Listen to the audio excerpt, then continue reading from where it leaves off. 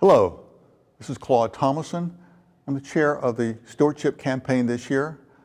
I'm here in Saunders Hall with Sharon Cherry, one of the assistant treasurers for the church, River Road Presbyterian Church. Saunders Hall has been the site of many activities: fellowship, worship, Christian education. Unfortunately, this year it has become silent due to the pandemic that we're all facing together. You would think, with all the hubbub about the pandemic, that it would remain silent. It has been anything but that. We're seeing lots of activities. I hope you've had a chance to see some of the videos that have been posted to the website to show you what has been happening behind the scenes that you may not have seen.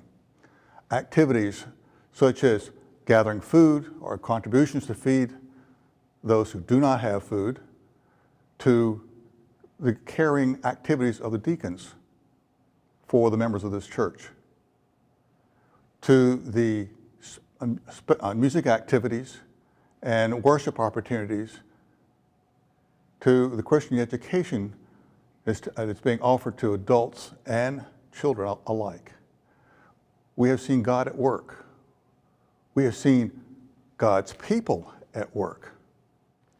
If God's work can be done in a year like 2020, what can He do next year, hopefully next year, without the pandemic? This church is about its people. And what makes a difference is the giving nature of the people of this church, both time, talent, and financial resources. Sharon, you and Pratt have some unique ideas of giving. Would you share that, please? Absolutely. Happy to share a bit of our story. Pratt and I give in grateful response to all that God has provided for us. We both had experienced challenges in our individual pasts. God walked with us and sometimes even carried us through those difficult times because although we didn't know it at the time, He had other plans for our lives. We are so blessed to have met and married here at River Road, and there's so many other examples of answered prayers that we just don't have time to go into today. Now, the phrase, "with God all things are possible," truly resonates with us. As we focused on our relationship with Jesus and how best to share His good news, it became very apparent to us that we needed to be giving more time, more talent, more resources to support the diverse ministries that make and strengthen disciples for Jesus Christ. As we combined our households and worked on our new family budget, we wanted our finances to reflect that God is first in our lives. Although it was a bit overwhelming, we felt encouraged to simply step out of that financial boat, knowing Jesus wouldn't let us sink. We know Jesus is our hope and our living example of giving of Himself to benefit others, to ultimately glorify God. We are all stewards of God's resources, and we encourage everyone to join us in praying for guidance on ways to increase our thankful response. Thanks, Sharon. I appreciate that. Very inspiring. Responding to God as He is so important to us by giving time, talent, and financial resources. I hope people have seen a lot of the things that have taken place in this church by the videos that are posted on our website. If you haven't, I would encourage you to do so. We have many blessings in this church. However, we have some challenges that we have to overcome, as our budgets have been decreasing over the last several years.